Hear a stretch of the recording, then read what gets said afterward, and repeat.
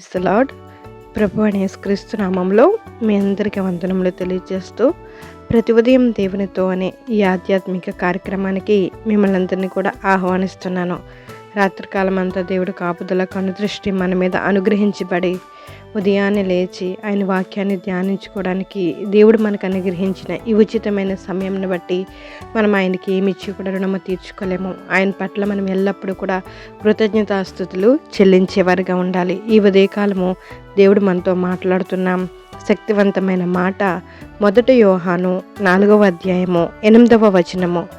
దేవుడు ప్రేమాస్వరూపి, దేవుడు ప్రేమయై ఉన్నాడు, ప్రేమ లేని వాడు దేవుని ఎరగడు. ఆమెన్. ఇలా ప్రతి ఉదయం కూడా దేవుని వాక్యాన్ని ధ్యానించుకోవడానికి దేవుడు మనకు అనుగ్రహిస్తున్న కృపకే దేవుడికి మహిమ కలుగునగాక. ఈ ఉదయకాలం మరి దేవుడు మాట్లాడుతున్నారు. ఏమనంటే బైబిల్ గ్రంథం ద్వారా దేవుడు మాట్లాడుతున్నారు. దేవుడు ప్రేమాస్వరూపి, దేవుడు ప్రేమయై ఉన్నారు. హల్లెలూయా. సృష్టిలో ఒక శ్రేష్టమైన మాట ప్రేమ. ఈ ప్రేమను మించినది మరొకటి లేదు. దేవునికున్న ఒక పేరు ప్రేమ. దేవుడు ప్రేమయై ఉన్నారు, దేవుడు ప్రేమాస్వరూపి. ఆమెన్. దేవుని పోని మనం జీవించాలంటే మనలో కూడా ప్రేమ ఉండడం అనేది చాలా అవసరం అండి. ఈ రోజుల్లో మనుషులు ఎలా ఉంటున్నారంటే ప్రతి విషయానికి కూడా స్వార్థపూరితమైన ఆలోచనలతో ఉంటున్నారు. ఇలా స్వార్థపూరితమైన ఆలోచనతో ఉండడం వల్ల, యథార్థత లేకుండా ఉండడం వల్ల వారికి మంచిది కాదు, వారి కుటుంబానికి కూడా మంచిది కాదండి. హల్లెలూయా. దేవుడికి మహిమ కలుగును గాక. దేవుడు ప్రేమయై ఉన్నాడు కాబట్టి దేవుని కలిగి ఉన్న మనము కూడా ప్రేమను కలిగి ఉండాలి. మాటలో ప్రేమ చూపించాలి, ఏదైనా సహాయం చేయడంలో ప్రేమ చూపించాలి. ఇతరులకు మనము మాదిరిగా జీవించడం అనేది ఎంతైనా అవసరము. శ్రేష్టమైన మాట ప్రేమ. ప్రేమ దోషములను కప్పుతుంది.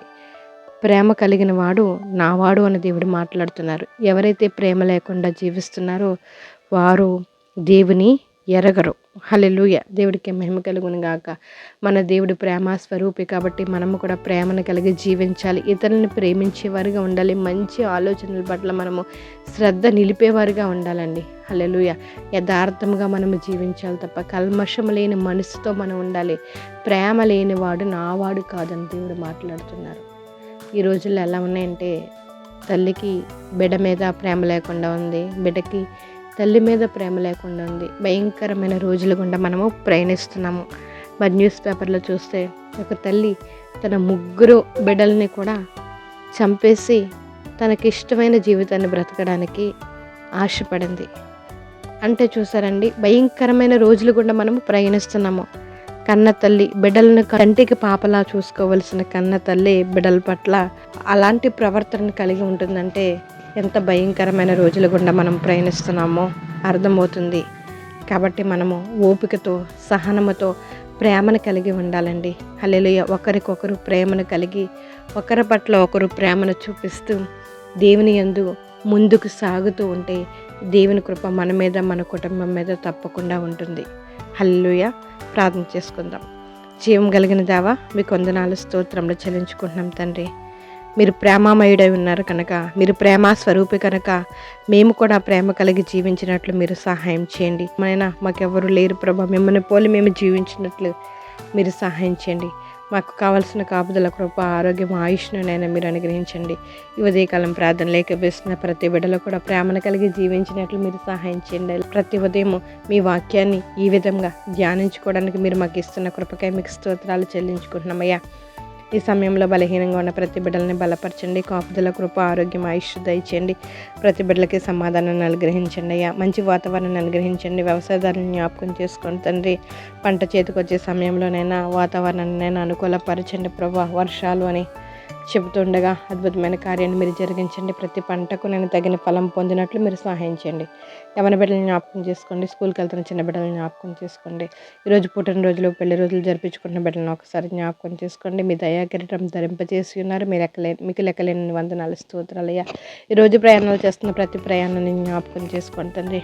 ఈరోజు పని చేస్తున్న ప్రతి బిడ్డలకు తోడుకోనండి. శక్తిని అనుగ్రహించండి. ఎండ దెబ్బ ఎవరికి తగలకుండా మీ కాపుదల కృప అనుగ్రహించండి. ఈ సమయంలో ప్రార్థన లేకపోయిస్తున్న ప్రతి బిడ్డలని జ్ఞాపకం చేసుకుని వారికి కావాల్సిన కాపుదల కృప ఆరోగ్యం ఆయుష్ను మీరు దయచేయండి తండ్రి. ప్రతి ఒక్కరి కోరికను నేను దేవా స్తోత్రమునైనా దేవ మీరు తీర్చండి. ప్రతి ఒక్కరి ఆలోచన నేను మీరు సఫలపరచండి. మేమందరం నేను మీ ఇంటి భయభక్తులతో జీవించడానికి మీరు సహాయం చేయండి. ఇలా ప్రతి ఉదయం నేను నిద్ర లేవగానే ప్రార్థనలో ఏకీభవించడానికి మీరు సహాయం చేయండి. మీ వాక్యాన్ని కొంతసేపు ధ్యానించుకోవడానికి మీ కృపను అనుగ్రహించండి అయ్యా. మిమ్మల్ని స్తుతించడం మాత్రమే మంచిదని మీరు సెలవిస్తున్నారు. నేను ఎలుగెత్తి మిమ్మల్ని స్తుతించడానికి మీరే సహాయం చేస్తారని, ప్రతి ఉదయం మీతో ఎలానైనా కొంత సమయం గడపడానికి మీ కృపను అనుగ్రహిస్తారని, ఈ ప్రార్థనలో ఈ వాక్యంలో ఏకీభవిస్తున్న ప్రతి బిడ్డలని జ్ఞాపకం చేసుకుని వారి కుటుంబాలను దీవెనకరంగా ఆశీర్వాదకరంగా మీరే ఉంచుతారని, సమస్త ఘనత మహిమా ప్రభావం మీరు పొందుకుంటారని ప్రభునేస్తు నామంలో అడిగి వేడుకుంటున్నాం మా పరమ తండ్రి. ఆమెన్. Praise the Lord. అందరికీ వందనములు. దేవుడు మిమ్మల్ని దీవించి ఆశీర్వదించును గాక. God bless you all.